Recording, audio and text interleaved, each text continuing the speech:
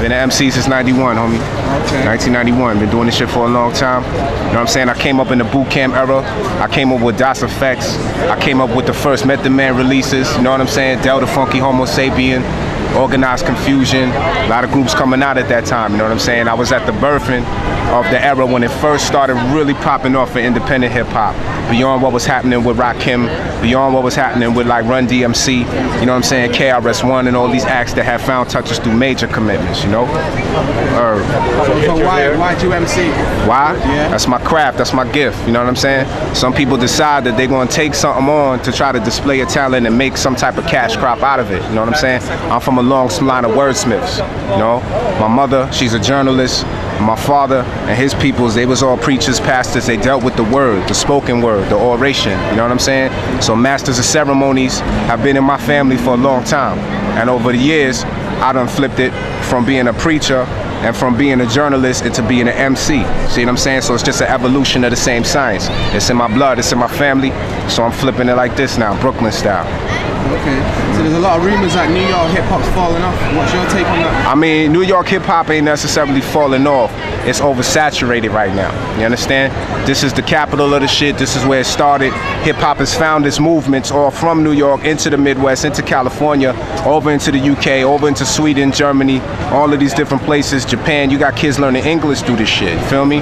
But the reality is here was where they capitalized off it the hardest first. So now they fit the blueprint where they don't need to actually deal with creative energies anymore. All they have to do is make the cookie cutter and let the music run through the mill to the degree that they need to get mills. You know what I'm saying? So they don't really give a fuck about the music thriving and being culturally sound anymore. And that's the problem. But there's MCs out here doing this shit hard. You got my man Sean Price, he coming up with Boot Camp. You know what I'm saying? You got a cat like Wordsworth who's on Tribe's last album. You got the Juggernauts. You know what I'm saying? You got my man Reef the Lost Cause. He's a kid from Philly. He's on my label Eastern Conference. You know what I'm saying? There's MCs out here doing it. My man Immortal Technique. My man Poison Pen. It's crazy, my dude. There's hip hop out here. It's just a problem.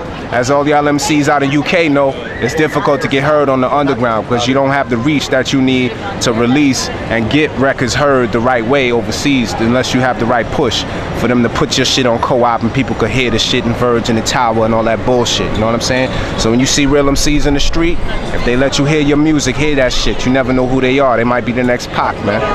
Word. So what do you feel about the whole gangster rap scene? I mean, gangster rap used to be fun.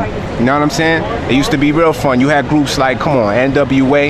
You know what I'm saying? NWA was wildin', but at the same time, they proved on record you could say whatever the fuck you want and get millions off that shit. You know what I'm saying? Dr. Dre, Yellow Boy, Eazy-E, all that shit. Fifth Ward Boys, you talking about like the Houston Cats. You know what I'm saying? The Ghetto Boys, Willie D. You know what I'm saying? Fucking, come on, man. What's the nigga's name? Scarface. All these dudes. Gangsta rap used to be fun, but now kids is trying to make gangsta rap real by actually living the shit. And that's where it's out of control. It's the same thing as religion, man. People take the shit the wrong way and interpret it literally. You know what I'm saying? And make something bigger of it than what it really was. You know what I'm saying? So that's where shit is going wrong, man. It's fucked up. But yo, if you hood, you hood. Live your life. Don't be out here trying to fuck around talking about computers and talk about some dumb shit if that ain't what you live. If that's what you know, that's what you know. Just make something of it and come up. That's how I feel. You know what I mean? So I still listen to gangsta rap. I still deal with 3-6 Mafia. I'm telling you, know what I'm saying? I still deal with MOP, Styles P, Jada, all that shit. You know what I'm saying? It's a part of the culture. You got to deal with things for what they are in all forms and all facets. You can't just deal with shit for what you like. If you hip hop, you got to know what the fuck is going on in your community and in your culture and who's spitting what. Because it only makes you more aware and more educated as a consumer to be able to front on people that you don't feel should be in the spotlight, which is the control that most listeners have lost. You know what I'm saying? If it was us taking control of shit, you wouldn't have cats out here getting millions off these records. Because people is going to the stores and buying the music. You know what I'm saying? And once the thing gets out of the hand of the people who really live the culture into popular culture, which is now what hip-hop sees most control of, it's the most popular form of popular music there is. You're dealing with kids in Boise, Idaho. You're dealing with kids in the middle of wherever that don't really know how the shit started. You know what I'm saying? So they feed it to them in a way that's more packaged, it's more product, it's more image, you know what I'm saying? And that's just commercial culture, my dude. It's how it goes, you know? So I don't hate gangster rap, but I understand better. So I can listen to it with an educated ear, you know what I'm saying? Learn what you learn and do as much knowledge to self as possible, and gangster rap won't bother you. You know what I mean? So what do you think is the most innovative thing that's happening in hip-hop in the last Right now, it's a lot of mergers. You know what I'm saying? You got like touches with dudes like CeeLo. He's fucking with Danger Mouse. You know what I'm saying? You got touches with Outkast, bringing the blues back. You know what I'm saying? Bringing the ragtime back into the music. You know what I'm saying?